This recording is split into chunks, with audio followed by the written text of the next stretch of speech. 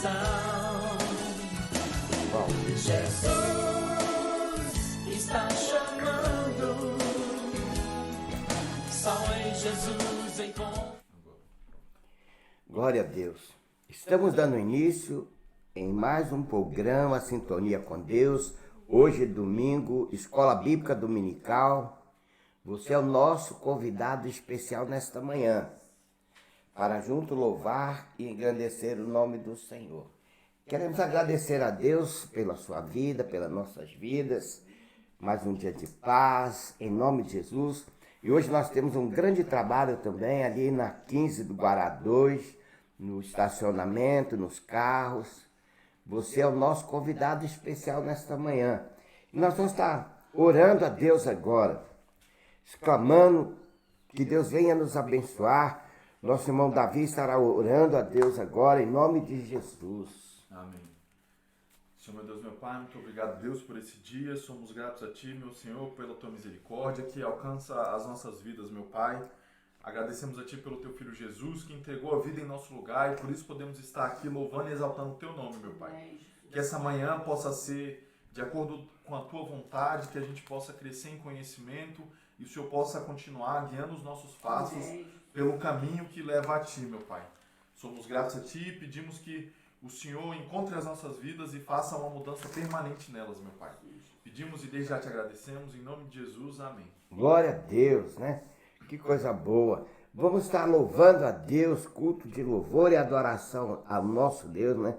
Diz a palavra de Deus lá no livro de Salmo, de número 9. Nós não vamos ler todos, vamos só ler poucos versículos. Diz assim: louvar-te-ei ao Senhor de todo o meu coração. Cantarei todas as tuas maravilhas. Alegrai-me e exaltarei em ti o teu nome, ó Altíssimo. Eu cantarei louvores, pois tu, ao retrocederem os meus inimigos, tropeçaram somente-se da tua presença, porque a sustenta o meu direito e a minha casa, e o trono assentaste e julgarem tantos. Então, amados irmãos, e a palavra de Deus repreende nas ações, destrói os ímpios para todos sempre, e lhes paga o nome. Então, amados irmãos, esse é o nosso Deus. É o Deus que trabalha por você, mas temos que adorar a Ele de todo o nosso coração. Então vamos louvar a Deus agora, mas antes nós não oramos ainda, né? Já oramos, agora nós vamos louvar então, né? É que eu esqueci, eu estava entretido aqui. Então vamos agora louvar, né, Davi? Já refugiado, glória eterna de Jesus, o Rei dos Reis. Breve o reino deste mundo seguirão a sua vez, e os sinais da sua vida te mostram cada vez, vencendo, vem Jesus. Glória, glória, aleluia, glória, glória, aleluia. Glória, glória, aleluia. Vencendo, vem Jesus. Em que chama os crentes, a batalha já soou. Cristo à frente do seu povo, multidão já conquistou. O inimigo em retirada, seu furor pra tesouro. Vencendo, vem Jesus. Glória, glória, glória, aleluia. Glória, glória, aleluia.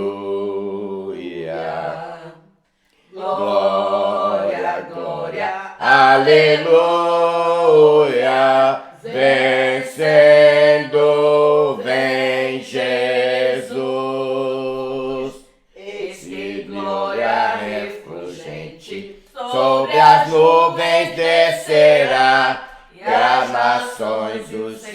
da terra com poder governará. Se em paz e santidade toda a terra regerá. Vencendo, vem Jesus. Glória, glória, aleluia. Glória, glória, aleluia. Glória, glória, aleluia. Vencendo, vem Jesus. E por Fim entronizado, as nações há de a julgar. Todos grandes e pequenos o juiz há de encarar. E os remidos triunfantes lá no céu hão de chegar. Vencendo o Rei Jesus. Com glória, glória, glória, aleluia. Glória, glória, aleluia. Glória, glória, aleluia. Vencendo o Rei Jesus. Amém. Glória a Deus. Venceu o Rei Jesus. Glória, glória. Em todos os momentos nós somos mais que vencedor, né? Em Cristo Jesus. Então nós estamos agora, o Márcio já está chegando e nós vamos passar a palavra para o presbítero Márcio, né? Que vai trazer a palavra de Deus para nós. Faz a troca aqui. Vai ficar mais fácil. Paz do Senhor Jesus a todos. Amém. Amém. Pedir a Patrícia pegar uma Bíblia pequenininha aqui para me poder apoiar o celular, que facilita. Opa, facilita aqui acompanhar os tópicos do estudo dessa manhã. Mais uma vez, uma paz do Senhor Jesus a todos que nos assistem nesse momento. Glória a Deus. Estamos aqui com uma série de estudos na Escola Bíblica Dominical, transmitida aí via online. Estamos estudando a respeito do pecado. Já estudamos no primeiro encontro dessa série, nós falamos sobre a tentação. Depois falamos sobre o pecado. E aí falamos do orgulho, da inveja. E hoje nós vamos falar acerca da ira. Antes, porém, quero convidar você a abrir a sua Bíblia lá no livro de Gálatas, capítulo número 5. Nós vamos fazer aqui uma leitura justamente que o apóstolo Paulo fala sobre as obras da carne e o fruto do Espírito. Gálatas, capítulo número 5. Nós vamos ler aqui a partir do versículo número 16. A palavra do Senhor nos diz assim: digo, porém, andai em espírito, e não cumprireis a concupiscência da carne. Porque a carne cobiça contra o espírito, e o espírito contra a carne.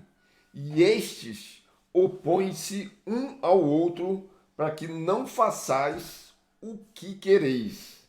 Mas, se sois guiados pelo Espírito, não estais debaixo da lei.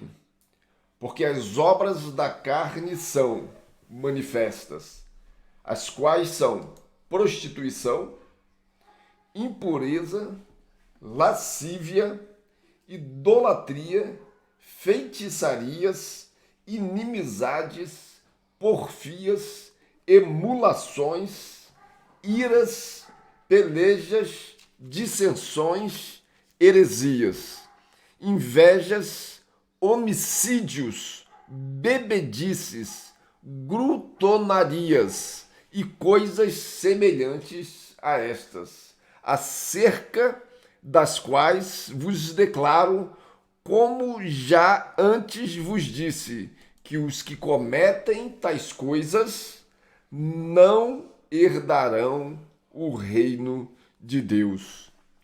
Mas o fruto do Espírito é o amor, gozo, paz, longanimidade, benignidade, bondade, mansidão, fé, temperança. Contra essas coisas não há lei. E os que são de Cristo crucificam a carne com as suas paixões e concupiscências. Se vivemos no Espírito, andemos também no Espírito. Não sejamos cobiçosos de vanglórias, irritando uns aos outros, invejando-vos uns aos outros. Amém? Glória a Deus. Veja que nesse texto o apóstolo Paulo, quando trata das obras da carne, ele faz uma relação de vários pecados. Dentre esses aí, se você procurar, você vai encontrar alguns pecados que os pais, nossos pais da fé, os estudiosos aí, classificaram como pecados capitais. E existem outras listas dentro do texto bíblico, inclusive algumas delas feitas também pelo apóstolo Paulo, como lá em Timóteo, que vai trazer também uma relação de pecados. Só que hoje, meus amados irmãos, as pessoas não querem ouvir mais nessa palavra pecado. Dentro da igreja ainda se tolera um pouco. Embora não sejam muitas as menções a lá João Batista, né? Arrependei-vos. Não, as pessoas preferem trazer estudos que vão falar das promessas de Deus, que vão trazer bem-estar às pessoas e que falem a respeito das promessas de prosperidade. É isso que as pessoas muitas vezes querem ouvir. Elas não querem mensagens sobre pecado. Só que nós fomos chamados não para falar o que as pessoas querem ouvir. Nós fomos chamados para sermos pregadores da palavra de Deus. E como tal, devemos pregar a Bíblia toda ela. E se tem um tema que se ressalta na Bíblia é a questão do pecado. Já no livro do Gênesis, você logo vê que um dos primeiros fatos narrados no texto bíblico é o pecado de Adão e Eva, seguido do pecado de Caim. E aí, meu irmão, não tem mais fim. A destruição da terra com dilúvio por causa do pecado, de Sodoma e Gomorra por causa do pecado, e aí é pecado em cima de pecado, até que vem Jesus para morrer pelos nossos pecados. Então, nós não temos como deixar de tratar desse assunto. Mas o senso comum hoje na sociedade é um senso que mudou completamente, que tem procurado mudar essa verdade de Deus. As pessoas, quando acerca mesmo desses pecados capitais, o orgulho hoje já não é mais um pecado.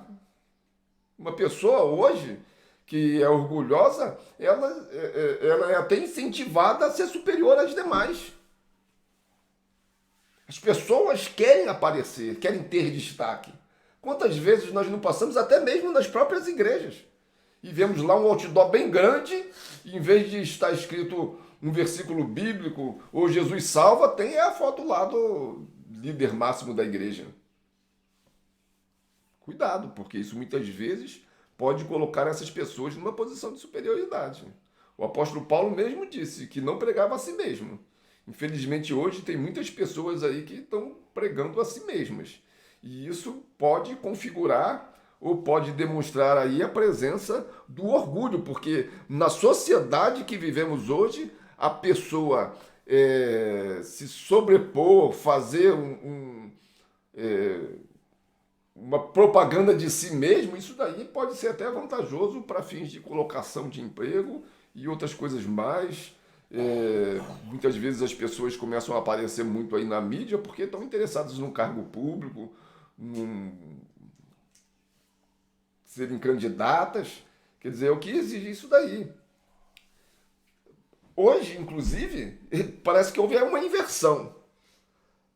Não só a pessoa ser orgulhosa se tornou uma situação de status, né? E às vezes até se confunde com aquela situação de ostentação da pessoa, ostentar o que tem, mostrar o que é. Como a questão da humildade, a pessoa hoje ser humilde parece que virou um pecado. Inverteu as bolas. Ser orgulhoso não é mais pecado e ser humilde é pecado. E a coisa é tão séria que as pessoas não sabem nem mais o que é ser humilde. Às vezes acham que ser humilde é ser pobre. Às vezes a pessoa fala assim, aquela pessoa é uma pessoa humilde, é uma pessoa simples. O que quer dizer de uma pessoa ser simples? Quer dizer absolutamente nada. Tudo isso por quê? Porque na nossa sociedade os pecados ganharam relevância. Me perdoe aí os que são... que gostam aí daquela série dos Vingadores, mas veja que virou título de filme de Hollywood. A vingança, que inclusive tem uma certa relação com o próprio estudo dessa Manhã da Ira, virou título de filme de sucesso. O maior filme de bilheteria de todos os tempos nada mais é do que Os Vingadores. Como é que é o subtítulo dele? É Vingadores Ultimato, né? Vingadores Ultimato. Traz logo 2 pecados capitais. Você pode não concordar, mas é a minha opinião.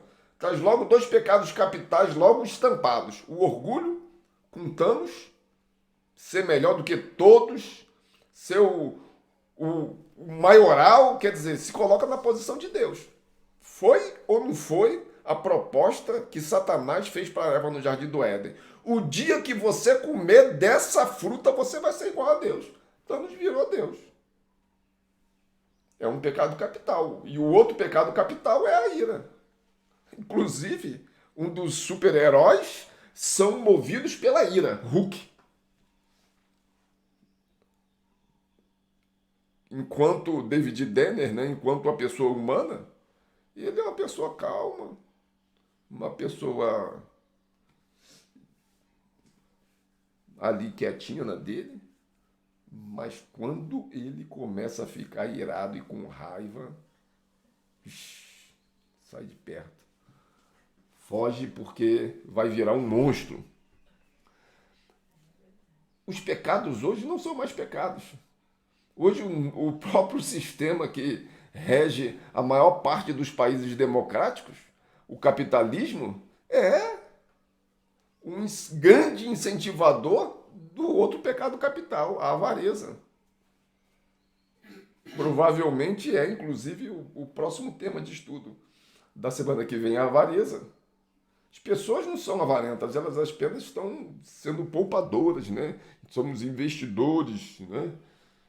A Bíblia já disse, meu amado irmão, que goste de você ou não goste, não ajunteis tesouros na terra, onde a traça corrói, o ferrugem come, a traça come, o ferrugem corrói, fica melhor, e onde o ladrão mina e rouba.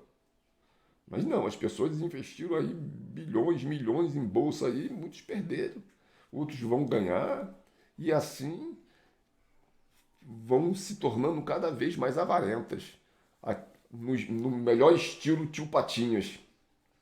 O outro pecado que também não é mais pecado é o problema da lascívia. As pessoas se entregam aos desejos aí sexuais, às imoralidades. Hoje não é mais nada disso, não é pecado, é apenas a pessoa tem liberdade, ela pode ser o que ela quiser. E pode fazer da vida sexual o que ela quiser. E ninguém mais pode interferir. A igreja, na verdade, já não tem mais o poder para poder falar a respeito de pecados, porque isso pode soar como uma acusação, como uma ofensa. Meu amado irmão, o texto bíblico não há como ser apagado.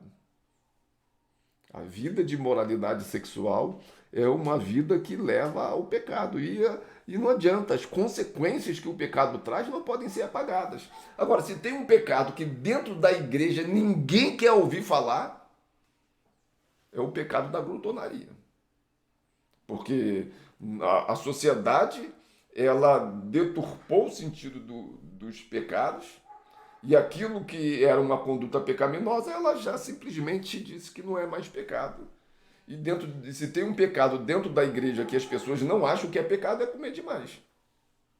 E ainda fazem chacota, piada, e muitas vezes até podem incentivar aí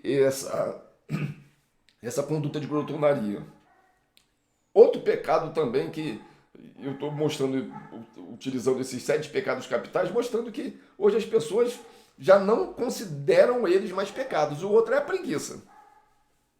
A preguiça virou estilo de vida. As pessoas simplesmente falam assim, eu vou tirar agora um período aí para mim, vou viajar, vou conhecer o mundo, vou largar tudo, não quero saber de trabalho. Irmão,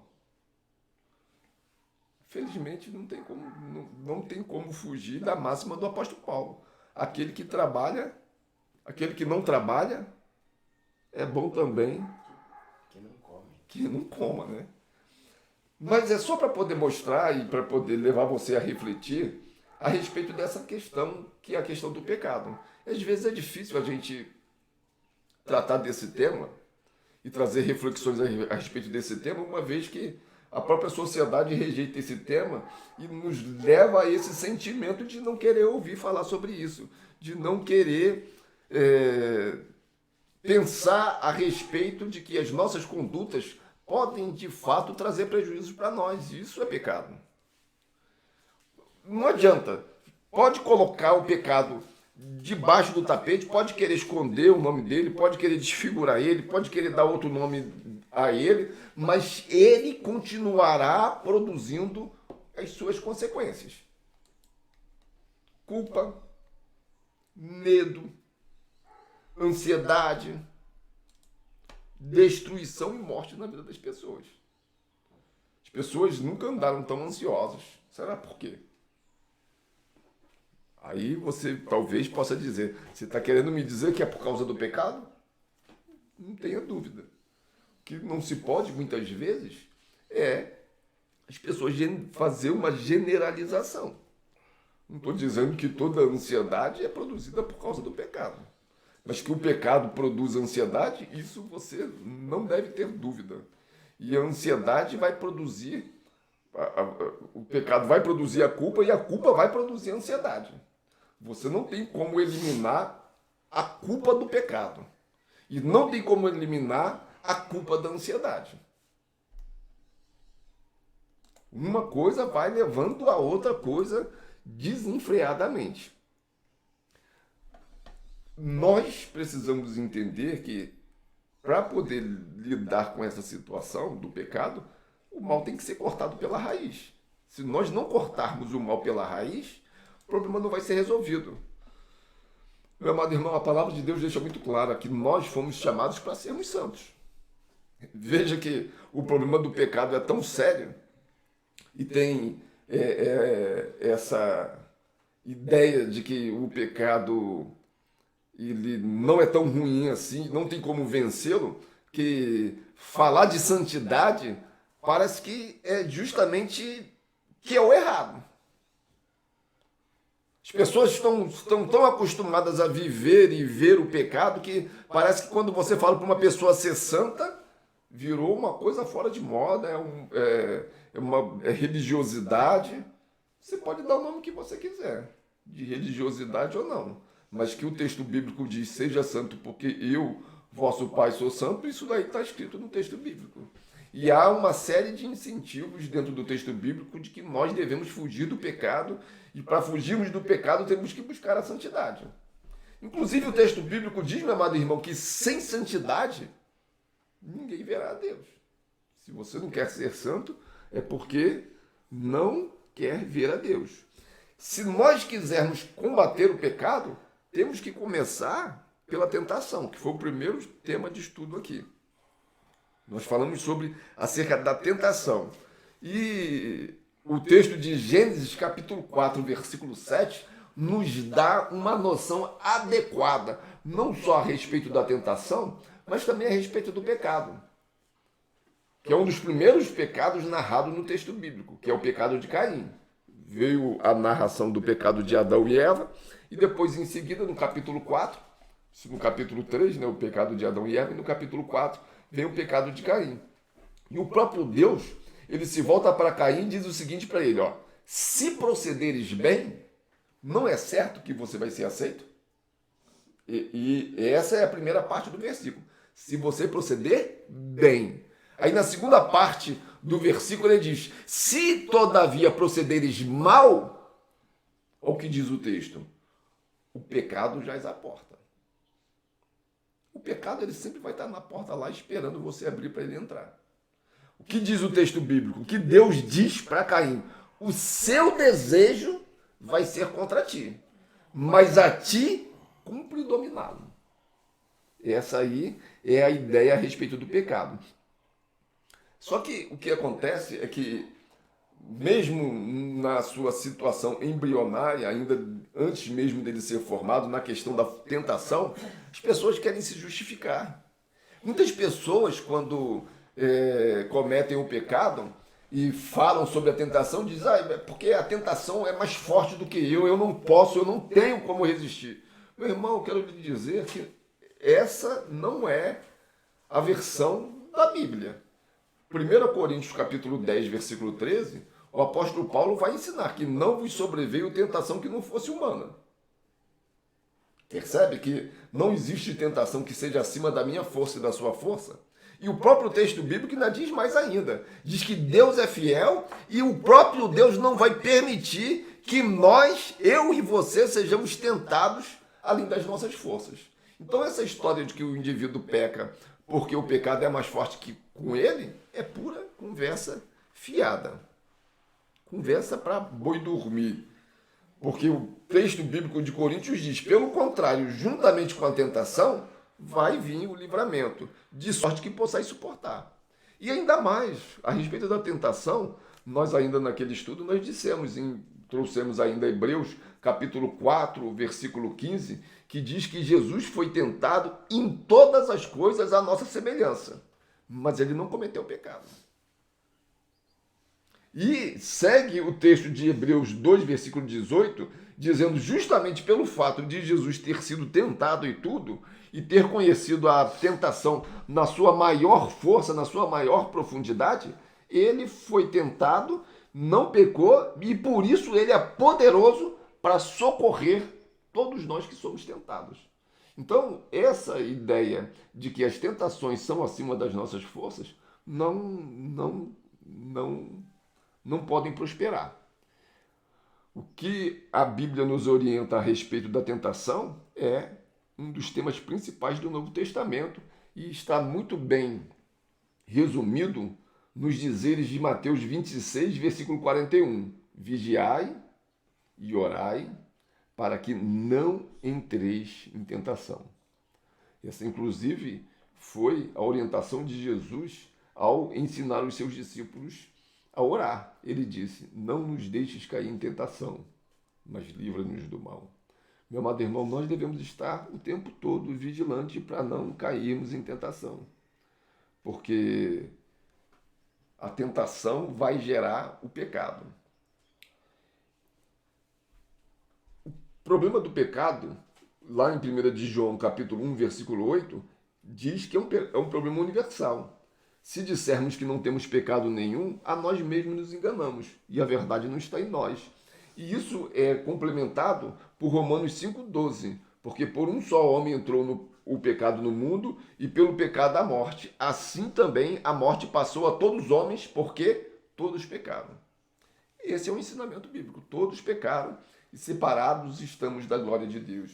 Então, o pecado ele sempre vai estar à porta querendo entrar. Mas nós devemos combater esse pecado. Não podemos deixar que ele entre nas nossas vidas. E para fazermos isso, nós temos que plantar as coisas boas, que é o fruto do Espírito em nossa vida. E no ensinamento bíblico, lá de 1 João capítulo 3, versículo 4, ensina que todo aquele que pratica o pecado também transgride a lei, porque o pecado é a transgressão da lei. E para falar em pecado, nós aqui já falamos de dois. que foi o pecado do orgulho e foi o pecado da inveja. E hoje nós vamos falar a respeito do pecado da ira. E eu tenho dito que essa é a tríade destruidora: orgulho, inveja e ira. Eles vêm juntos com toda a força para destruir a vida das pessoas, trazendo a reboque a avareza. A classificação de pecado em orgulho, inveja, ira, avareza é apenas muitas vezes uma questão didática, porque é difícil dizer o que move uma pessoa nos seus atos. Dizer que Caim matou Abel por inveja não é suficiente. Também não é suficiente apenas dizer que foi o orgulho. Na verdade, foi o pecado. Se você vai dizer que é orgulho, que é inveja ou que são os dois, pode dizer. Mas ali também tem um pedaço da ira. E assim o pecado ele vai se misturando um no outro, vai se agregando um no outro e vai causando a sua destruição. Então, muitas vezes, a classificação que nós fazemos é uma classificação meramente ali didática para fins de estudos. Porque é difícil, às vezes, conseguir identificar o que está ali atuando no desejo do indivíduo. O que nós sabemos, e o C.S. Lewis coloca muito bem isso, que o orgulho é a galinha sobre a qual todos os outros pecados são chocados. O orgulho seria uma espécie de pecado-mãe. Derrubou o próprio Lúcifer, derrubou Adão e Eva e tem derrubado o homem no decorrer da sua história. Inclusive, é um versículo bíblico que diz isso. A soberba precede a queda. Derruba mesmo. O pecado destrói. Porque o orgulho, ele não se contenta em ser, faz com que as pessoas não se contentem em ser igual ao semelhante. Ao contrário. A gente precisa se sentir melhor e maior, ter uma visão de si mesmo superestimada, acha que é mais importante que os outros. E como nós dissemos, isso hoje, infelizmente, tem sido visto como algo que não é totalmente ruim. As pessoas, inclusive, procuram achar o lado bom do pecado. Achar que determinadas reações ou determinados sentimentos que podem, na sua essência, ser pecado, tem um lado bom, né? O orgulho teria um lado bom. Isso nós já, no início aqui do estudo, já procuramos mostrar isso. A ira tem um lado bom, e assim sucessivamente, cada um dos pecados teria um lado bom. O único pecado que até agora ninguém achou um lado bom nele é a inveja, né? A inveja é um pecado que, de fato, como diz lá no livro de Provérbios, é a podridão dos ossos. Ninguém quer ser taxado de invejoso. Invejoso sempre é o outro. Na verdade, o orgulho e a inveja, e aí você começa a perceber o quão difícil é, às vezes, você procurar o lado bom no pecado. Ou querer achar que existe uma versão boa do pecado. Porque muitas vezes a gente não consegue, na língua portuguesa e nas outras línguas, fazer uma completa divisão das coisas, separação das coisas. E até mesmo é difícil de conhecer os nossos próprios sentimentos. Aliás, o pecado ele vai atuar nos nossos próprios sentimentos, nos nossos próprios desejos, como diz Tiago, né? Que os nossos próprios desejos é que vão nascer o pecado. E às vezes a gente sabe que o sentimento em si não é uma coisa ruim. Sentimento em si não é uma coisa ruim, mas é desse sentimento que vai aparecer o pecado. E aí, às vezes, como a gente não consegue separar o sentimento do pecado, a gente coloca o sentimento como uma coisa boa e o pecado como uma coisa ruim, e às vezes acaba confundindo aí a nossa mente. Mas o orgulho e a inveja, eles andam tão juntos que eu costumo chamar eles de irmãos siamesos, né? Aqueles irmãos que nascem colados um no outro. Não tem, às vezes, como separar um do outro de tão iguais como eles são. E o problema da inveja é um problema que a gente sempre vê o outro como invejoso. Talvez o versículo mais difícil da Bíblia para ser lido é o texto de Salmos 73, versículo 3. Porque lá traz a seguinte frase: eu invejava.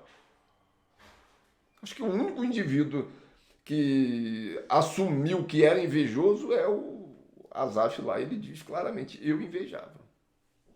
Normalmente, quando a gente fala da inveja, a gente sempre quer falar na terceira pessoa, né? Não tenha inveja, né? A gente sempre quer botar de uma forma indeterminada para de alguma forma a gente não aparecer. A própria inveja, ela às vezes tenta se esconder, né, dos outros. Os outros pecados sempre vão aparecer, mas a própria inveja ela quer ficar escondida. O Tiago, ele adverte que onde há inveja, há ambição egoísta e confusão de todos os males. No Eclesiastes, diz que o Eclesiastes é um grande observador e ele diz que observou que o trabalho é motivado pela inveja, que as pessoas sentem uma das outras, quer dizer, a pessoa quer se tornar melhor. E aí acaba entrando no problema do orgulho. Veja como o orgulho e a inveja aí se misturam um no outro aí e ficam abraçados. E um outro texto bíblico vai dizer lá, Provérbios 27:4, a ira é cruel, a fúria é como uma inundação, mas a inveja é ainda mais perigosa. A inveja é um vírus que se caracteriza pela ausência de sintomas aparentes. É o que nós dissemos. O ódio, ele vai espumar. A preguiça, ela derrama. A gula engorda. A avareza acumula. A luxúria se oferece. Pastor não está gostando. A luxúria se oferece. O orgulho brilha. Mas a inveja, ela sempre vai querer se esconder. Eu estou fazendo aqui um resumo dos estudos que nós tratamos do pecado só para poder nos situar aí no estudo da ira. Então, a inveja ela sempre vai querer se esconder. Tomás de Aquino dizia que a inveja é como uma traça, que corrói ocultamente as vestes, dilacera o amor e desfaz a unidade. E a inveja é um negócio tão sério que e os pecados, de um modo geral, são cometidos através dos olhos ou tem alguma relação com os olhos. Inclusive, o próprio Jesus diz que se os teus olhos forem bons, todo o teu corpo será bom. Mas se tem um dos pecados que é cometido pela inveja, se tem alguns pecados que é cometido com os olhos, é a inveja. Inclusive, daí vem até aquele termo, né? Olho gordo. O indivíduo começa a olhar e desejar as coisas dos outros, é chamado de olho gordo, que a pessoa olha, se olhou uma planta, a planta seca, se olhou um passarinho, o passarinho morre, é uma coisa terrível. Por causa do olho gordo. E Dante Alighieri, quando traz lá sua alegoria a respeito do inferno, ele diz que o espírito dos invejosos vão penar no inferno com os olhos costurados com arame, justamente porque o indivíduo comete o pecado da inveja com os olhos. Inclusive, o próprio pecado de hoje também, que nós vamos já adiante tratar, que é o da ira, é um pecado que, ao invés do indivíduo olhar, ele fica cego. O indivíduo que está irado, ele simplesmente fica cego, ele não vê nada e depois só toma conhecimento da destruição que a sua fúria provocou. Mas já a ira não. A ira é a incapacidade de ver a luz das outras pessoas, a alegria, o brilho, a luminosidade, seja conforme for. E aqui na oportunidade que nós tratamos da inveja, nós fizemos uma distinção entre ciúme, que é manter o que se tem, cobiça, que é o querer o que não se tem, e inveja, que é querer que o outro não tenha.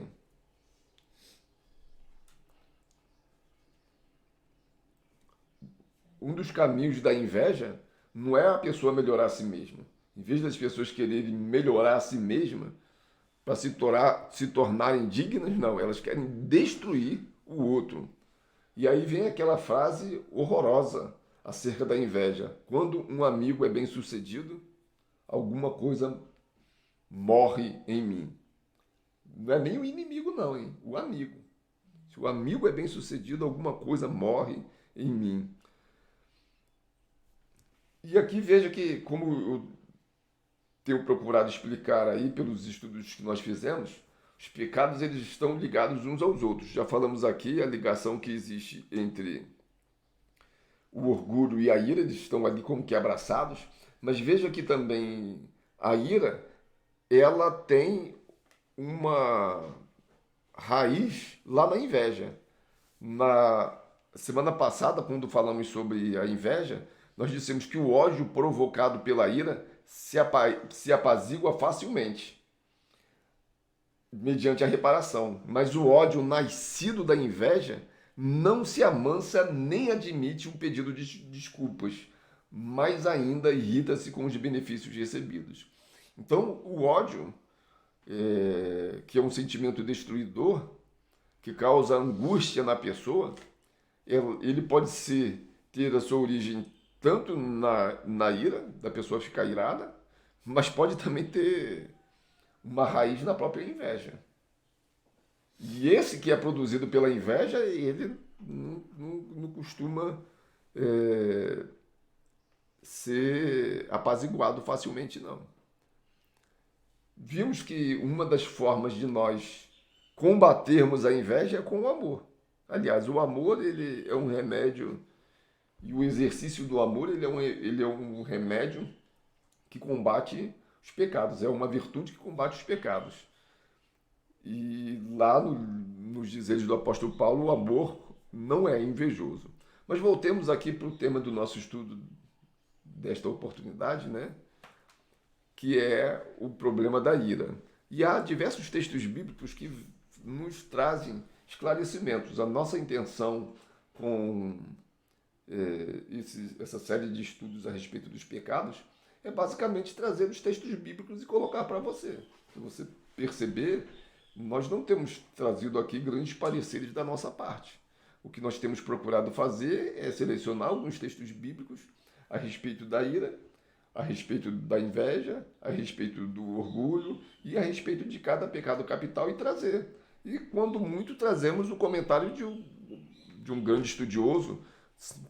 Temos trazido muitos comentários de Tomás de Aquino, que é um daqueles que se debruçaram sobre esse tema e que tem uma condição boa de nos esclarecer esses textos bíblicos e de nos falar mais a respeito desse tema. Mas se existe um pecado que tem muito versículo bíblico na Bíblia a respeito dele, é a ira. Lá em Efésios capítulo 4, versículos 26 e 27, nós vamos ver um dos principais textos bíblicos a respeito da ira. E lá diz assim: irai-vos e não pequeis. Não se ponha o sol sobre a vossa ira. E aí o versículo 27 diz: não deis lugar ao diabo. Meu irmão, se der lugar para o diabo, ele mete o pé na porta, entra e toma de conta de tudo. E uma das formas de ele tomar de conta é através da ira. Porque os pecados capitais, eles vão atuando na vida das pessoas de tal forma que a pessoa perde o controle. Eu iniciei o estudo de hoje justamente lendo lá o texto bíblico do apóstolo Paulo, de Gálatas capítulo 5, que fala das obras da carne e do fruto do Espírito, em que há ali uma certa concorrência entre a carne e o Espírito. Mas o próprio texto bíblico diz que nós devemos controlar os nossos impulsos, os nossos desejos. Nós não podemos eles dominar a gente. Nós não podemos ser dominados pelos nossos sentimentos. Nós é que temos que tomar de conta, meu irmão. Nós é que temos que ter o comando das nossas emoções e dos nossos sentimentos. E no caso da ira, isso se mostra de forma clara. Se nós não buscarmos um controle sobre os nossos impulsos, a ira vai realmente nos controlar. E se nós não tivermos condições de segurar as rédeas da nossa vida quando estivermos irados, vamos fazer muita coisa errada. É preciso ter cuidado. O próprio texto bíblico, esse que nós lemos aqui, mostra isso. Irai-vos, mas não pequeis. A ira, ela vai vir. Ela vai bater na nossa porta. Mas nós precisamos ter autocontrole. O fruto do Espírito vai mostrar nesse momento aí que, ao invés de nos deixarmos dominar pela ira, nós temos que ter o quê? Temperança. A temperança é a virtude que nós devemos ter para poder lidar com esse nosso lado iracundo. Precisamos ter o autocontrole. Tiago, capítulo 1, versículo 20, nos traz outra verdade importante. Ele diz: A ira do homem não produz a justiça de Deus. A ira do homem não produz a justiça de Deus. Aquelas pessoas lá que querem mostrar o lado bom da ira, pode falar o que quiser a respeito aí de que a ira pode ser uma proteção, de que a ira pode ter um lado bom. Seja como for, ela não vai produzir a justiça de Deus. Ela pode ter algum benefício de autoproteção, mas é uma coisa, às vezes, no texto bíblico, às vezes é difícil de nós lidarmos com esse conhecimento a respeito da ira, porque a ira, ela pode ter significados distintos, né? Aqui agora mesmo nós falamos de um dos reflexos da ira, que é o ódio. E se a gente toma a ira pelo ódio, você vai perceber que o ódio ele pode ter a raiz na inveja e pode ter a origem na própria ira. Então aí você já começa a perceber que tem nuances. E tem a questão também de que o próprio comportamento oriundo aí, consequência da ira, é uma outra situação que é distinta.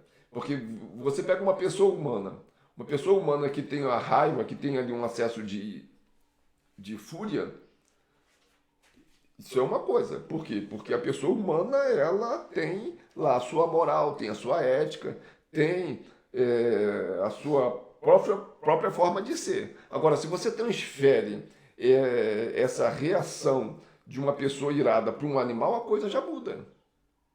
Um animal, quando tem um acesso de fúria, de um acesso raivoso, por exemplo, um pitbull, um cachorro, que muitas vezes aí nós vemos reportagens mostrando que pitbull atacou criança, que pitbull atacou um homem, que pitbull atacou um outro cachorro, um outro animal.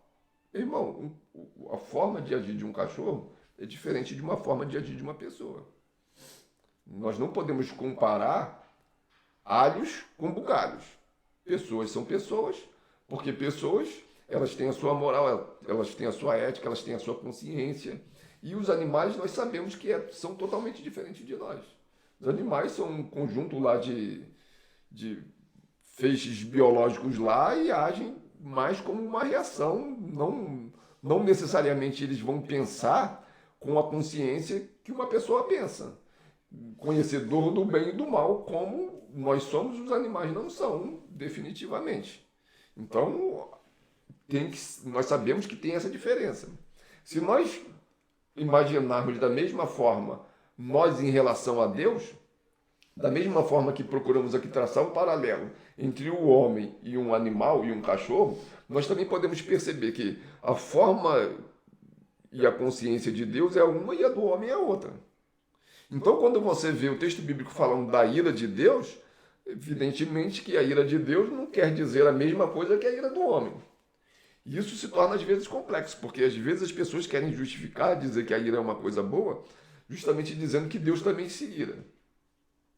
O que eu estou querendo mostrar é que, na minha opinião, as coisas não são dessa forma. A ira de Deus é uma coisa, a ira do homem é outra coisa, a ira do animal é outra coisa.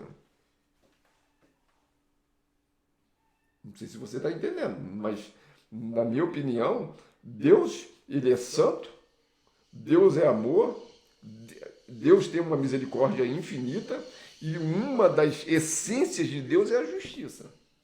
Quando Deus age com ira, ele jamais é injusto, porque faz parte da essência dele. E uma outra essência de Deus é o amor. Nós não.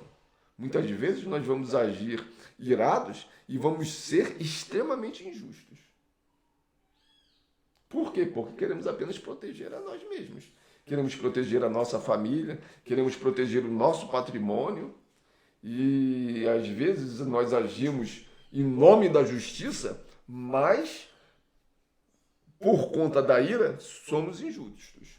Inclusive no próprio Código Penal, uma das excludentes da ilicitude é justamente a legítima defesa.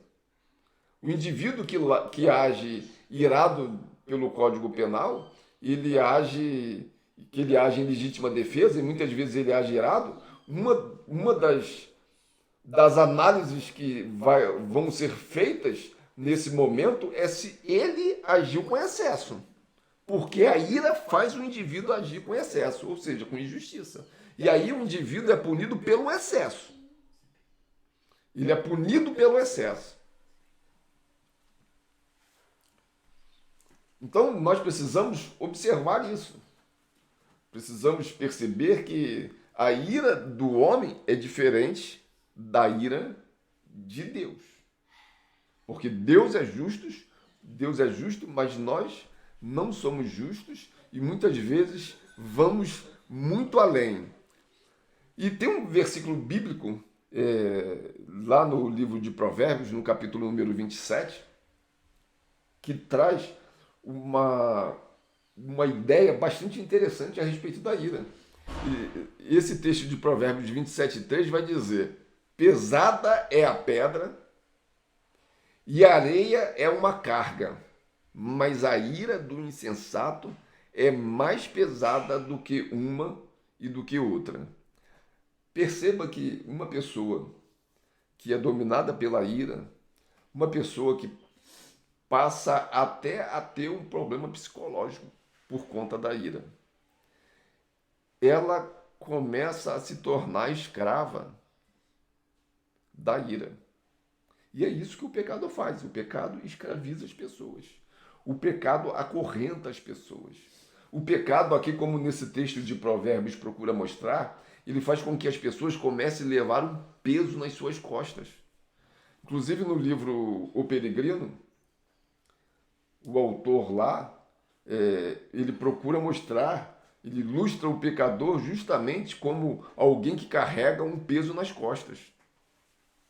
Jesus, quando curou uma mulher encurvada, ele disse que aquilo dali era fruto de um demônio na vida daquela mulher. E ele expulsou o demônio da vida daquela mulher. E o pecado, ele vai fazendo isso na vida das pessoas. Ele se torna um peso. É como um indivíduo carregasse uma pedra nas suas costas. É aqui o caso da ira. É como se a pessoa estivesse carregando lá uma pesada pedra, uma areia, um saco de areia nas costas. Aí a pessoa, a consequência disso na vida da pessoa vai ser o quê? Uma pessoa abatida, uma pessoa triste, uma pessoa angustiada. O que eu digo? A sociedade pode querer dizer que não existe mais pecado, mas não tem como eliminar esse peso da vida da pessoa. A pessoa vai continuar carregando esse sentimento dentro de si. Lá em Romanos capítulo 12, versículo 19, traz uma outra ideia aí sobre a ira. Ele diz: não vos vinguei a vós mesmos, amados, mas dai lugar à ira, porque está escrito: a mim pertence a vingança, e eu é que retribuirei, diz o Senhor.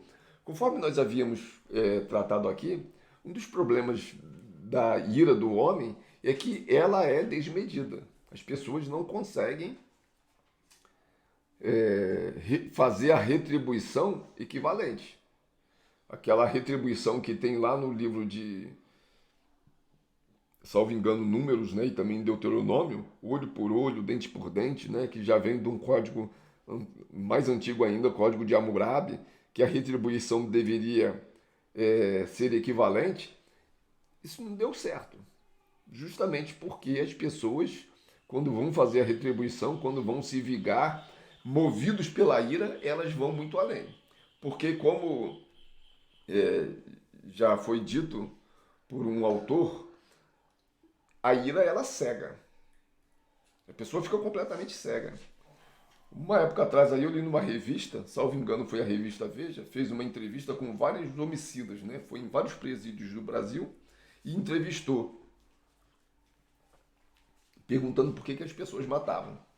Eu me lembro bem que, em um dos casos, um indivíduo tinha matado 2 pessoas, estava cumprido uma pena por duplo homicídio. E uma das perguntas que o repórter fazia ao entrevistado era se a pessoa se arrependia do que havia feito. E naquele caso específico, do indivíduo que matou 2 pessoas, ele disse que foi uma briga de bar, ele matou a facada, e ele diz que se arrependia de ter matado o amigo dele. porque ele começou a brigar com o outro, o amigo entrou no meio para separar, e ele matou o amigo e matou o desafeto lá na briga de bar. E ele disse que se arrependia de ter matado o amigo dele, porque na hora lá da briga ele simplesmente ficou cego. Ele não viu que tinha matado o amigo, só foi saber depois. Por quê? Porque a ira cega as pessoas. E a legítima defesa, a dificuldade dela é justamente essa. A pessoa, quando vai exercer a legítima defesa, ela muitas vezes extrapola facilmente. Por quê? Porque se o indivíduo deu um murro, o outro quer dar 2. Se o indivíduo arrancou o olho, o outro quer arrancar 2. Se o indivíduo matou uma pessoa da família, ele quer vingar e matar 2. Brigas entre as famílias muitas vezes nunca tem fim por isso, porque vai lá matar um, aí o outro da outra família vem cá para vingar, matar outros 2, e assim vira uma briga sem fim por causa da vingança. Em razão disso, o próprio texto bíblico que nós lemos diz aqui justamente isso, que a vingança não deve pertencer à própria pessoa. E o próprio Estado, ele, quando foi surgindo a figura do Estado, uma das coisas que o Estado fez foi justamente isso. O direito penal e a retribuição do direito penal não pode ficar na mão do ofendido. Ele tem que ser colocado na imagem de uma pessoa neutra, que seria o juiz, que deveria ser uma pessoa imparcial e que deveria procurar agir imparcialmente, justamente por conta de não agir movido ali pela ira, o que é extremamente difícil. Porque quando o juiz tem um contato lá com o processo, muitas vezes ele se vê lá, vê às vezes um adolescente morrendo, vê a figura do próprio filho ali e acaba às vezes pesando ali a mão na sentença. Aí daí porque tem que ter os recursos próprios e a própria pena tem que ser calculada de uma forma objetiva, justamente para poder tentar fugir ao máximo das pessoas agirem revestidas aí de ira, o que é extremamente difícil. Daí nós estamos dizendo desde o início que a ira do homem é uma coisa e a ira de Deus é outra, porque Deus na sua essência é justo e Deus jamais age com injustiça, mas o homem, por mais que ele tente agir sem ira, ele sempre de alguma forma vai ter aí alguma ação dela na vida da pessoa. O texto de Efésios capítulo 4, versículo 31, é uma outra orientação que vem para nós. Longe de vós toda amargura e cólera e ira e gritaria e blasfêmias e bem assim toda malícia. Inclusive esse texto bíblico aqui, você vai perceber que ele vai trazer vertentes, não é? Sinônimos e ideias a respeito da ira. Veja que essas ideias estão todas ligadas. Amargura, cólera, ira, gritaria, blasfêmia, tudo está ligado com a ira. E todas elas são formas de malícias, né? Por isso que o apóstolo Paulo conclui, bem assim, tudo quanto for malícia, porque o pecado ele vai se multiplicando e às vezes é difícil classificar e denominar ele. Então, tem que ter o etc. Nas obras da carne você vê isso. Ele vai trazendo uma relação de pecados ali, uma relação de obras da carne, e ele vai dizer toda outra espécie de males da mesma natureza. Porque é difícil catalogar o pecado. Inclusive, você pode perceber que a Bíblia não é um dicionário de pecados.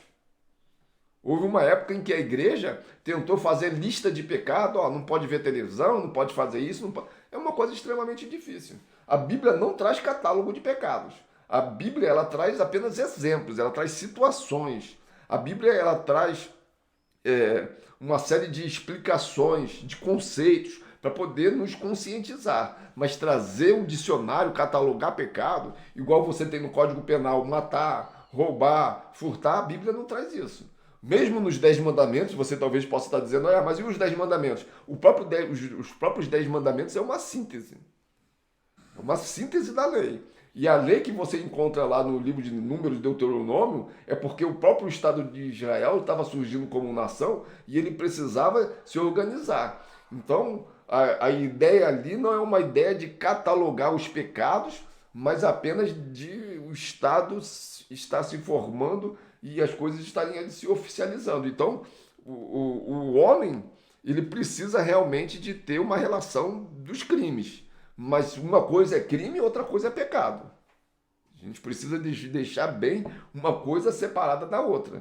Já há muito houve essa distinção de pecado e de crime, e realmente não tem uma coisa, não tem necessariamente relação com outra. E o que nós estamos querendo mostrar aqui, que o texto bíblico, ele não traz uma catalogação, ele não há uma relação exaustiva na Bíblia do que é pecado. Se você for dizer assim, a Bíblia não diz que existe lá a proibição do indivíduo fumar maconha. Naquela época, se tinha maconha, não há um registro realmente. Aí você vai dizer, então pode fumar maconha? Evidentemente que a maconha vai gerar o mesmo problema lá do vício do cigarro, do vício da bebida. E a Bíblia, ela traz sim orientação, a relação quanto ao vício, né? E a própria Bíblia, talvez você diga que não é pecado beber. E de fato a Bíblia não traz lá, não beberás, né? Bebida alcoólica, né?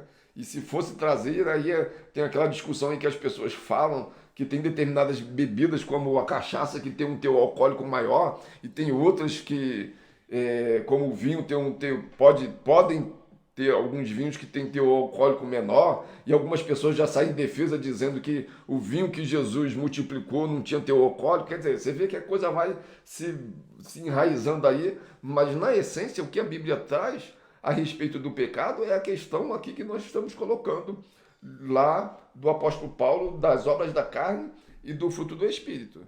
Porque as obras da carne, ela vai fazer com que a pessoa perca o domínio próprio.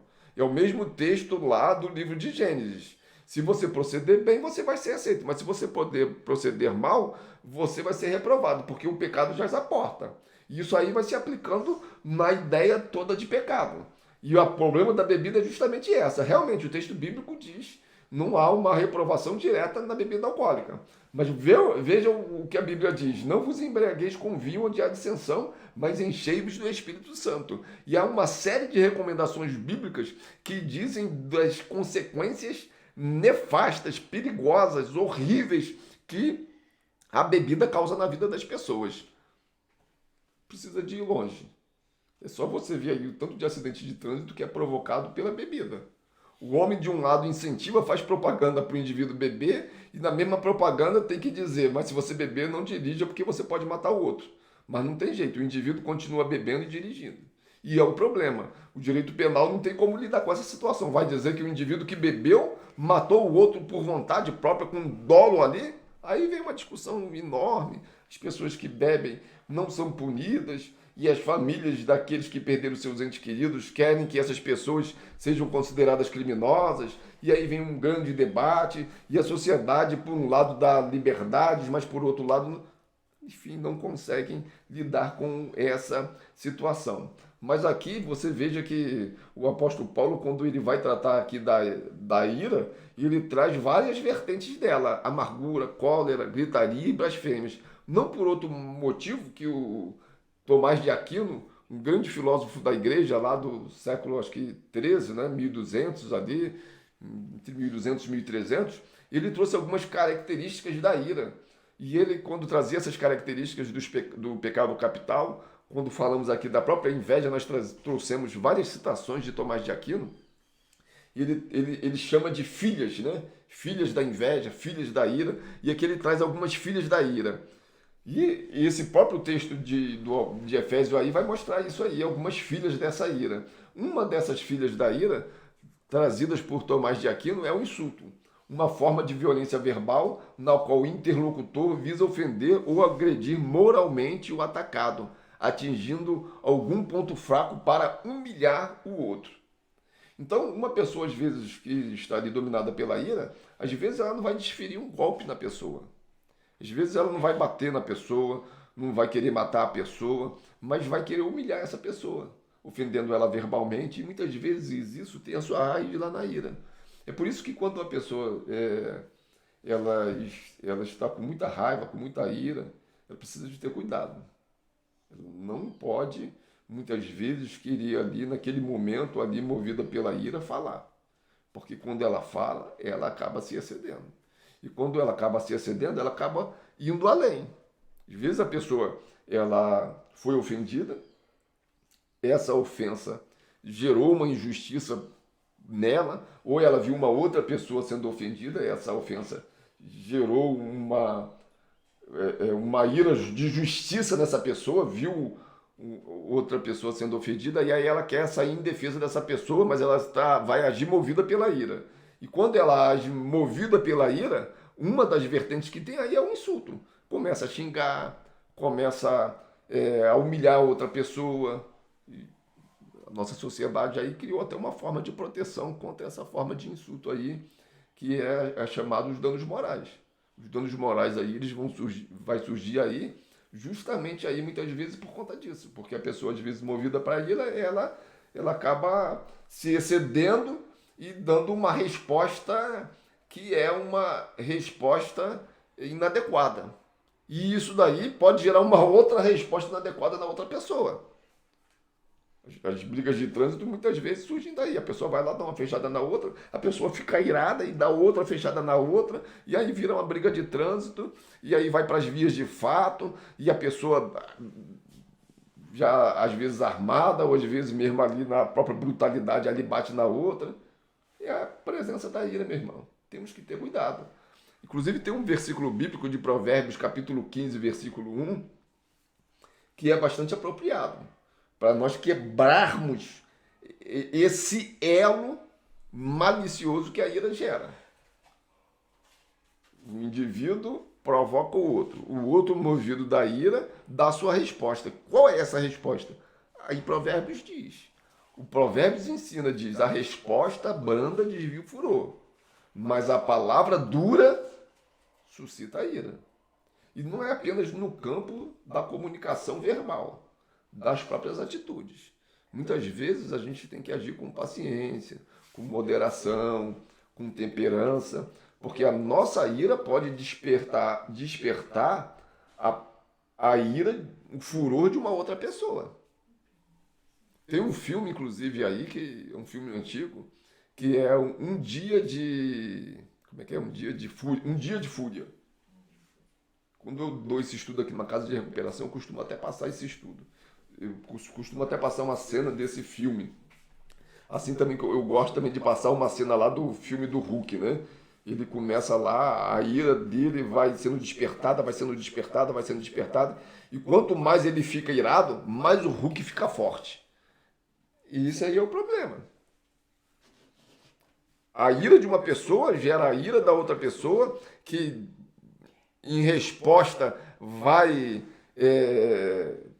aumentar a ira do primeiro, e assim a ira de um vai aumentando a ira do outro. No final das contas, o que for mais iracundo aí vai sair vencedor.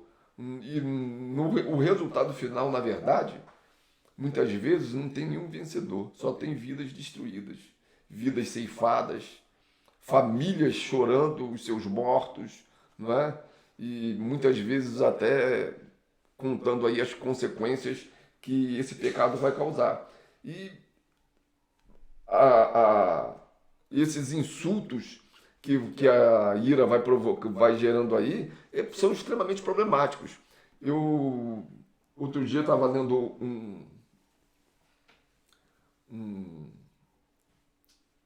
um precedente judicial, um caso que aconteceu aqui em Brasília. Você veja como esse problema da ira, ele vai tornando a pessoa cega, e a pessoa faz, nesse momento da ira, faz coisas que certamente depois vai se arrepender. Aconteceu um caso aqui em Brasília de um indivíduo, lá no precedente judicial não dava os detalhes, mas aconteceu um caso de que um vizinho cuspia na varanda do outro. Um morava no andar de cima, o outro morava no andar de baixo. E o vizinho de baixo, diante dessa situação do vizinho cuspindo na varanda dele, ele ficou muito irado e ficou sem controle. E ele pegou a arma dele, foi lá na casa do vizinho, entrou na casa do vizinho. A mulher do vizinho pediu, pelo amor de Deus, não mata o meu marido. A própria mulher do indivíduo foi atrás dele e diz, não mata ele, mas nenhuma e nem outra conteve ele. Ele matou o vizinho por causa de uma cusparada. Agiu movido pela ira, porque, como nós trouxemos o exemplo aqui, a pessoa movida pela ira, ela fica cega, ela não vê a luz. E ela não vê o que ela faz. Então a ira, ela precisa ser tratada, meu amado irmão. Você veja, a gente vive num país que muito da violência que existe na nossa sociedade, ela vem da ira. Ela vem da ira. A pessoa, ela não consegue controlar as suas atitudes. São iras que se manifestam de forma verbal por um insulto, mas se mostra também violenta. Você veja, é uma vergonha para o nosso país. A gente tem que fazer legislação para conter as pessoas. A gente tem que fazer uma legislação para que o marido não bate na mulher, a mulher não apanhar. Só você ver que a situação hoje que nós vivemos de quarentena, houve um aumento significativo da violência doméstica. Por quê? Porque as pessoas agem movidas pela ira. Elas se irritam e essa irritação leva essas pessoas a agredirem os mais fracos. Muitas vezes a mulher não consegue se proteger do seu marido e acaba que apanha. Aí você tem que fazer uma lei para o indivíduo não bater em excesso na esposa, não bater em excesso nos filhos. Os evangélicos muitas vezes querem se levantar contra a lei aí, dizendo que porque o texto bíblico diz que eu posso bater no meu filho com a vara, que eu devo corrigir meu filho. Preciso saber que infelizmente exige excessos. Uma coisa é bater, outra coisa é espancar. E infelizmente o que a gente percebe hoje é que muitas pessoas estão espancando não é apenas as esposas, os indivíduos estão espancando os próprios filhos. E aí, muitas vezes, nesse caso, não é só o pai, a mãe também tem agido com excesso. E muitas vezes esse excesso tem uma raiz aonde? Na ira. A pessoa vai corrigir o filho e ela está ali, muitas vezes, com raiva, com rancor no coração, com a ira, e muitas vezes não tem um controle, não consegue ter a medida certa da justiça para poder corrigir o filho. E acaba espancando o filho. E acaba tendo que realmente responder penalmente. Pisa em cima do filho, humilha, insulta o filho. E não é só, às vezes, uma violência física, não. A própria Lei Maria da Penha, ela procura conter a violência emocional, os insultos. E aí você veja a que ponto a nossa sociedade chegou. É o que eu tenho dito desde o início. Não adianta querer esconder o pecado e querer trazer uma versão boa do pecado. Porque o pecado, ele traz destruição. Aí o indivíduo diz que a pessoa, aqui na nossa sociedade, a gente não quer ouvir falar de pecado. Aí tem que fazer lei para o indivíduo não bater na mulher, para os pais não espancar os filhos, para as pessoas não bater nos idosos, para os torcedores não se matarem uns aos outros nos estádios. Veja a que ponto que nós chegamos. Fazer leis de trânsito para que também as pessoas não se matem no trânsito. E tudo isso tem a sua raiz, muitas vezes, aonde? Lá na ira. O texto bíblico, meu irmão, quer que nós não cheguemos a esse ponto. Nós precisamos de combater o pecado. Porque combatendo o pecado, muitas vezes, nós vamos conseguir resolver esse problema. E o texto bíblico, ele traz justamente essa: a resposta branda desvia o furor, mas a palavra dura suscita a ira. O que Deus quer que nós sejamos pessoas moderadas, que tenhamos essa temperança e essa condição de lidar com esse nosso lado psíquico aí. Uma das outras filhas que o Tomás de Aquino traz, uma delas é o insulto, a outra é a perturbação. Essa agitação física, psíquica, produzidas por emoções intensas e acumuladas. A gente tem que procurar lidar com essa situação. E uma das formas da gente lidar com isso é não sermos precipitados. Lá em Eclesiastes capítulo 7, versículo 9, nos traz uma orientação bastante interessante. Ele diz: não te apresses em irar-te, porque a ira se abriga no íntimo dos insensatos. Quer dizer, uma pessoa que está irada, ela não pode ali agir naquele momento de ira. Se nós quisermos ser pessoas justas, nós devemos procurar fazer a justiça, mas devemos procurar afastar o momento de nós agirmos um pouco distante desse momento que estamos irados. O pai tem que corrigir o filho, é verdade, mas muitas vezes é bom esperar um determinado tempo para poder não agir com a ira. E muitas vezes, se a gente vai falar com uma pessoa e aquele momento ali é um momento de ira, a gente tem que procurar respirar fundo e não procurar proferir palavras naquele momento. Porque muitas vezes as nossas palavras vão ser palavras que vão ser palavras ofensivas. E por conta disso, muitas vezes vamos responder judicialmente por conta disso, por danos morais, por ofendermos por ofendermos a honra das outras pessoas. E muitas vezes também por lesão corporal. Por quê? Porque a pessoa vai bater no outro. E muitas vezes por homicídio. Por quê? Porque o indivíduo muitas vezes vai matar o outro. Ora, o texto bíblico traz uma orientação. Às vezes a gente pode achar um pouco absurdo o que João diz, mas João diz: todo aquele que odeia o seu irmão é assassino. Porque muitas vezes o ódio leva o indivíduo a matar o outro. E matar não apenas ali querendo esganar o indivíduo, mas mata com a indiferença, mata com insulto, mata muitas vezes porque vai gerando essa perturbação. A Bíblia, a orientação que ela nos dá é a de Salmos 37:8. Deixa a ira, abandona o furor, não te impacientes. E o alerta vem, certamente isso vai acabar mal. Cuidado, meu irmão, cuidado. A gente precisa de ter paciência. Paciência tanto em provocar o outro, quanto paciência quando é provocado pelo outro. Tanto numa situação quanto na outra, a gente tem que procurar lidar. A gente tem que mostrar aquilo que Moisés foi campeão, mansidão. Moisés estava no meio de um povo murmurador. As pessoas vinham o tempo todo reclamar com Moisés. Mas Moisés mostrou mansidão. Teve momentos que Moisés se irou? Teve. Ele, inclusive, quando desceu do monte lá, depois de ter encontrado a Deus, de ter recebido os 10 mandamentos, quando ele desce, ele vê o pecado predominando, aquele sentimento de zelo pelas coisas de Deus que Moisés teve foi tão grande que ele, na sua ira, olha o que ele fez.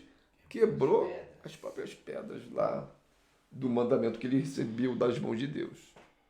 Preciso de ter cuidado. E Moisés é tido dentro da Bíblia como uma das pessoas mais mansas. Tranquilo, ele sabia apaziguar as situações difíceis, né? Ele sabia ser um bom interlocutor, ele sabia ser um bom pacificador. O que nós precisamos hoje na nossa sociedade é isso, de pessoas que sejam pacificadoras, mas não apenas aquelas pessoas que ficam ali, deixa disso, mas de pessoas que saibam intervir. A gente está precisando disso nos Hoje, um dos grandes problemas que a gente tem na Lei Maria da Penha é justamente esse. As pessoas querem resolver os problemas da sociedade com o direito penal. E já se viu que o direito penal não consegue resolver esses problemas. Por mais que o direito penal ele tenha uma atuação que seja impactante, como no caso dos crimes de trânsito aí, muitas vezes dele, como nós dissemos aqui, eles vêm aí por conta da ira, a resposta às vezes não vai ser suficiente. Os familiares lá, eles não vão se sentir satisfeitos ali com a composição. O que a gente precisa é justamente tentar pacificadores para que a coisa não chegue a essas vias de fato. Dentro dos lares, né? Precisa de ter uma atuação.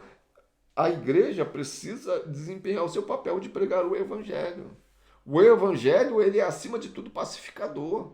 A mensagem do evangelho é uma mensagem que vai entrar na vida das pessoas, que vai pregar o amor ao invés do ódio, que vai pregar justamente essa possibilidade da pessoa abrir mão do seu direito de retribuição. Porque quando Jesus diz que a pessoa deve dar a outra face, o que Jesus está dizendo para nós é justamente isso, que nós devemos abrir mão do nosso direito de exercer justiça e deixar nas mãos de Deus.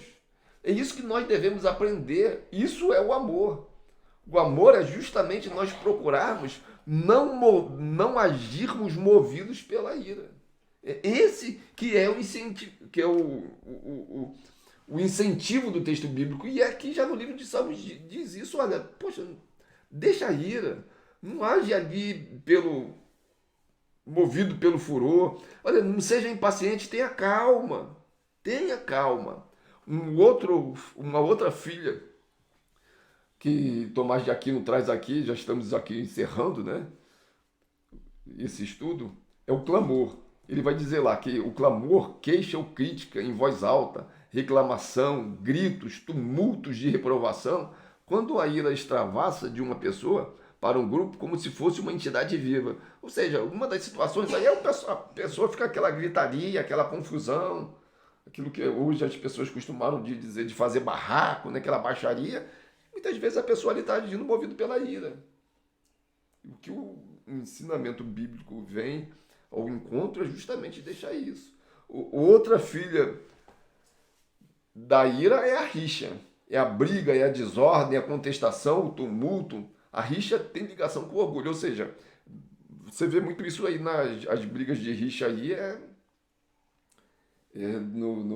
nos estádios aí. Uma torcida organizada começa a brigar com outra torcida organizada, e aí, meu amado irmão, já não sabe mais de onde vem as pancadas. É um batendo no outro, já não sabe mais de onde está vindo. E o crime da rixa é uma coisa tão séria que o Código Penal ele atribui a todo mundo. Se numa briga de torcedores de uma torcida A contra uma torcida B, mesmo que o torcedor A não seja o responsável por ter matado o outro, todo mundo responde igualmente. Em teoria, se todos forem presos ali, todo mundo vai responder por homicídio. É uma coisa séria, mas não tem muito como lidar com esse problema. Afinal das contas, é aquilo que nós dissemos. A resposta do direito penal, às vezes, é até uma resposta rigorosa, mas não consegue conter. As brigas nos estádios continuam acontecendo. E muitas vezes, porque a raiz dela lá é o quê? É a ira. A pessoa age completamente descontrolada.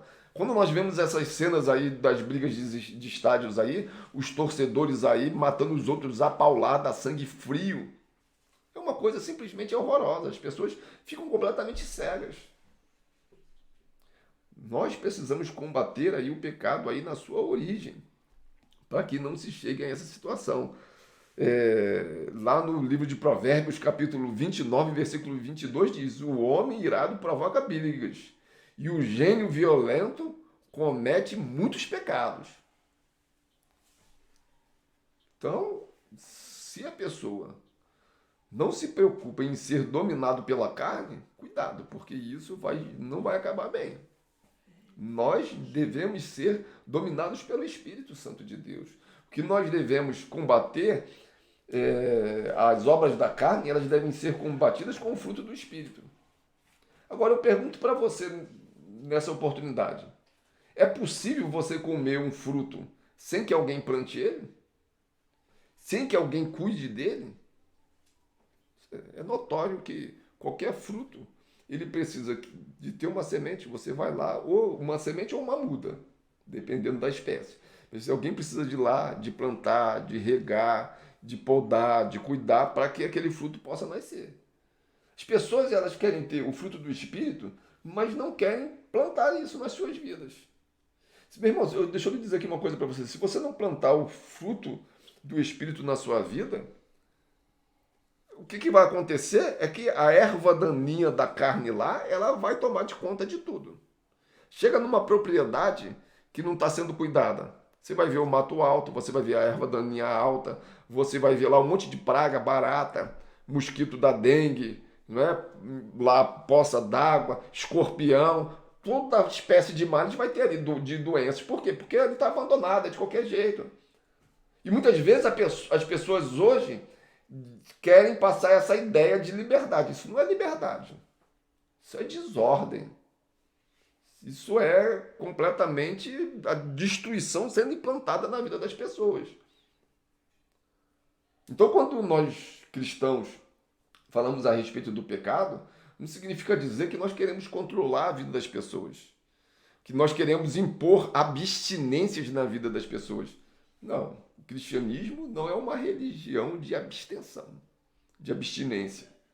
Que as pessoas vão ter que, você não pode comer, você não pode beber, você não pode ter relação sexual. Você está enganado, isso daí não é o cristianismo. O cristianismo é uma religião em que as pessoas são incentivadas a terem controle sobre a sua própria vida. O que o cristianismo prega é que você tem que ser uma pessoa temperada, porque você precisa controlar a sua vida para que os seus próprios impulsos não te governem. Você não deve ser escravo dos seus impulsos. E é isso que o pecado faz, ele te torna escravo. E você depois não tem controle. E a última vertente aqui que Tomás de Aquino fala a respeito da ira é que uma das filhas da ira é a própria blasfêmia. A pessoa irada muitas vezes vai blasfemar contra o próprio Deus. Vai começar a achar que Deus é o culpado da desordem na vida dele. Veja só como é que são as coisas. A pessoa, no primeiro momento, diz que quer ter liberdade. Cuidado, o apóstolo Paulo já explicou isso a respeito da liberdade. Ele disse, todas as coisas me são lícitas, mas é evidente que nem todas as coisas me convêm. Isso diz muito a respeito do pecado. Há coisas que são boas para nós, mas que se nós começarmos a deixar que elas nos controlem, elas vão se tornar ruins. É o caso de um dos pecados que nós vamos ver aqui, que os crentes não gostam de ouvir falar dele, que é o pecado da glutonaria.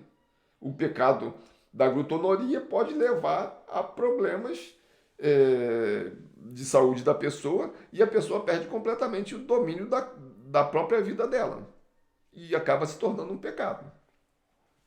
Por isso que Paulo diz, nem todas as coisas me são lícitas, mas nem tudo me convém. É preciso haver um controle sobre essa situação.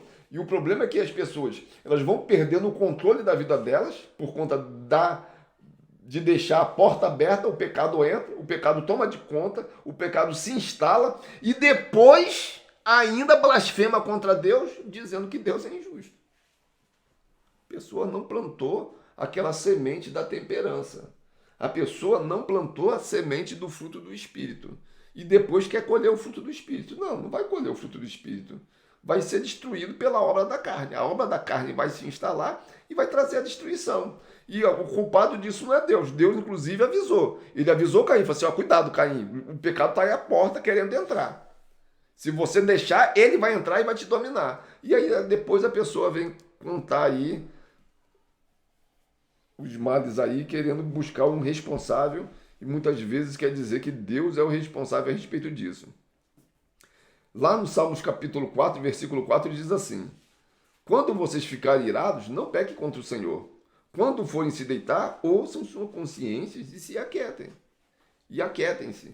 Ou seja, o pecado da ira, ele não pode se transformar numa blasfêmia contra Deus. Para isso, nós não podemos agir movidos pelo pecado, mas devemos fazer o quê? Ter paciência, sermos pessoas mansas e procurarmos agir com razão, com a nossa consciência. Devemos nos aquietar, devemos esperar. Outro versículo, 2 Timóteo capítulo 4, 5. Você, porém, seja moderado em tudo. Suporte os sofrimentos, faça a obra de um evangelista e cumpra plenamente o seu ministério. É a orientação que Paulo nos deixa. Nós precisamos agir movidos pela moderação. O outro versículo, portanto, como povo escolhido de Deus, santo e amado, revistam-se de profunda compaixão, bondade, humildade, mansidão e paciência. Então veja que o que nós devemos cultivar na nossa ira é a mansidão, é a paciência, é a moderação, meu irmão, é a temperança. Mas isso precisa ser cultivado. Agora, a erva daninha da ira vai surgir naturalmente e vai tomar de conta de tudo. Mas você não pode deixar isso acontecer. Você precisa de cuidar. A sua vida é um jardim. Como é que ela hoje se encontra? Abandonada? Tudo que surge no jardim da sua vida você deixa proliferar? Não pode. Tem que ter o cuidado. Outro versículo, não caluniem ninguém. Sejam pacíficos, amáveis e mostrem sempre verdadeira mansidão com todos os homens. É o que diz lá em Tito, capítulo 3, versículo número 2. Aqui é um incentivo a sermos pacíficos. Se existe uma coisa que a nossa sociedade hoje precisa, são de pessoas pacificadores. Precisamos de pessoas urgentes com esse dom, com essa qualidade, apaciguadores, interventores, né, da nossa sociedade, para evitar briga na vizinhança, para evitar brigas entre familiares. Mas hoje em dia ninguém quer ter trabalho, ninguém quer dedicar o seu tempo a essas coisas. Quer dizer, os outros pecados, como o pecado da avareza, tá tomando o nosso tempo. Os pais não têm mais tempo para os filhos, né? E quando tem o tempo, só tem o tempo para se irar. E aí surge aí o resultado aí dessa quarentena aí, que nós temos tido aí, sendo campeões da lei de ocorrências da Lei Maria da Penha, quando nós deveríamos plantar outra semente. Não adianta, meu irmão, nós temos que plantar essa palavra em nossos corações. Por isso que o texto bíblico diz: conhecereis a verdade e a verdade vos libertará. E o conhecimento não é você ler o texto bíblico. A Bíblia muita gente conhece, até cita. Tem inclusive esse texto mesmo, conhecereis a verdade vos libertará. Eu acho que aqui no nosso país nunca foi tão citado. Mas a gente não deve ser apenas um conhecedor. Tiago já nos alertou quanto a isso. Não seja apenas ouvinte, seja praticante. A gente tem que colocar isso em prática na minha vida. Eu citar e não citar não vai resolver o meu problema. Eu tenho que praticar isso dentro da minha casa, com os meus familiares, no meu local onde eu tenho a minha residência. Eu tenho que praticar isso dentro da minha igreja. Eu quero encerrar aqui essa reflexão dessa manhã contando uma ilustração que eu vi quando eu ainda era adolescente ainda. Um presbítero bastante experiente contou uma ilustração dizendo que o pastor chegou na igreja. Quando ele chegou lá, tinha uma mudança no pátio da igreja. E ele logo viu aquilo e ficou meio assustado, né? Falou assim: pô, quem vai vir morar dentro da igreja aqui? Será que algum membro, né? Alguém aqui da vizinhança foi despejado e não tem para onde ir, vai querer morar aqui dentro da igreja? Aí ele correu, procurou o zelador e perguntou de quem que era aquela mudança, né? O zelador só apontou assim, dizendo, né, da pessoa, né? E ele viu que era a esposa de um presbítero da igreja, né? E ele falou assim: ô, minha irmã, Pai do Senhor, o que está acontecendo? Essa mudança aqui é da senhora? É assim. Mas por que a senhora trouxe essa mudança para cá? A partir de agora eu vou morar dentro da igreja. Mas por quê? A casa da senhora é própria? A senhora vai ter que se mudar de lá porque perdeu a casa? Não. Vou morar agora dentro da igreja, porque aqui meu marido é outra pessoa. Aqui ele trata a gente bem, me chama até de meu amor, né? Trata os meninos bem, mas em casa, pastor, esse homem é um demônio. Até o cachorro, quando vê ele chegando, se esconde. Bate até no cachorro. Meu irmão, não adianta conhecer a Bíblia se nós não colocarmos a semente dela nos nossos corações. Se nós formos movidos pelos nossos próprios instintos, vamos nos tornar piores do que os animais.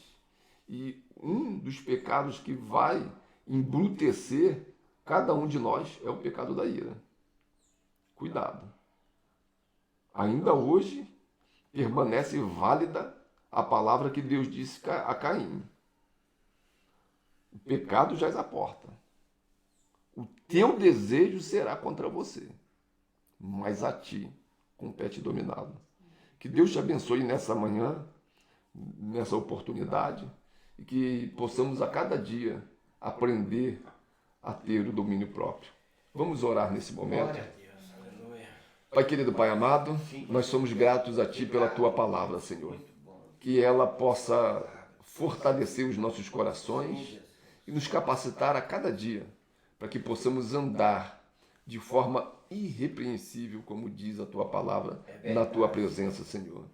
E que nós possamos fazer isso, não com dificuldade, meu Deus, mas que a cada dia nós possamos fazer um pouquinho e plantar um pouquinho do bem na nossa vida. E que a cada dia nós possamos ter esse desejo, não apenas de ler a Tua palavra, mas de viver em conformidade com ela, Senhor.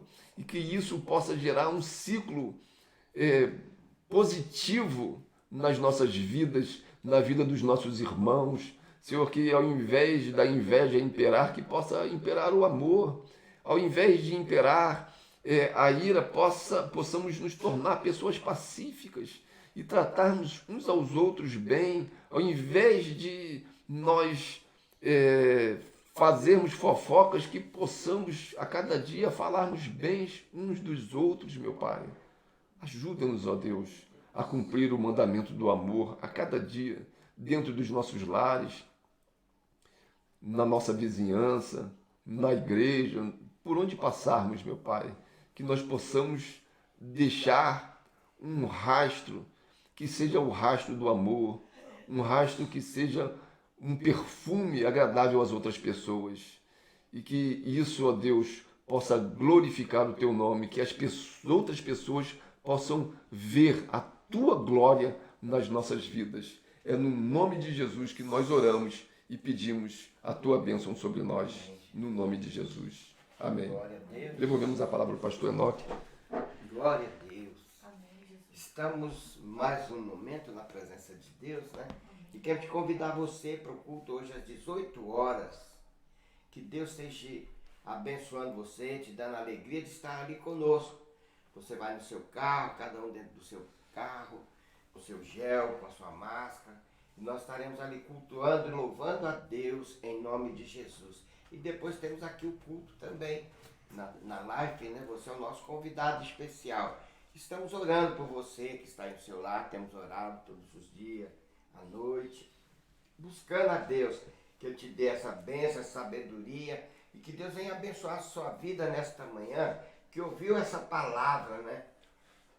A palavra de Deus, e você colocar em prática na sua vida. Então vamos encerrar agora, agradecendo a Deus, né? Senhor Jesus, nós te louvamos, te agradecemos por a palavra ministrada, meu Deus, que nós tenhamos que ser sábios e conhecedor da tua palavra e vivendo ela a cada dia. Deus, nós louvamos por tudo, pela vida do Márcio Davi, da Patrícia, da Márcia, Fabiana e toda a família que aqui está reunida.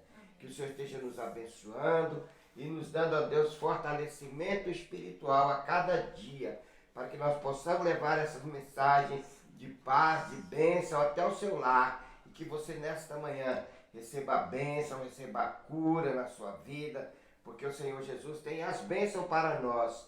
Basta nós buscarmos e clamar com a nossa alma, que Ele vai nos atender. E por isso te louvamos e te agradecemos. Em nome de Jesus. Amém. Estamos aqui te esperando lá na igreja, às 18 horas, para junto louvar e engrandecer o nome do Senhor. Que Deus te abençoe e até a noite, né?